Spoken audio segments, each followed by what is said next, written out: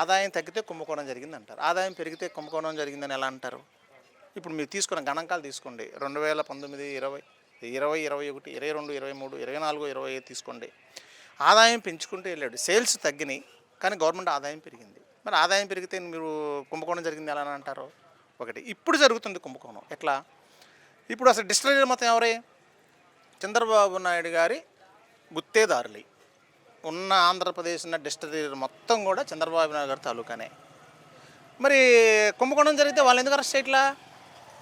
Only YSR Congress పెట్టిన జగన్మోహన్ రెడ్డి గారి చుట్టూ ఉన్న వాళ్ళని ఎందుకు అరెస్ట్ చేస్తున్నారు?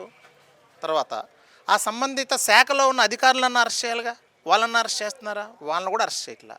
కుంభకోణం లేదు, ఏం లేదు. వాళ్ళు ఏంటంటే జగన్మోహన్ రెడ్డి గారు, చంద్రబాబు నాయుడు అప్పుడు స్కిల్ డెవలప్మెంట్ స్కామ్లో ఈడీ చేసింది, ఆధారాలు దొరికినాయి, జైలుకి వెళ్ళాడు.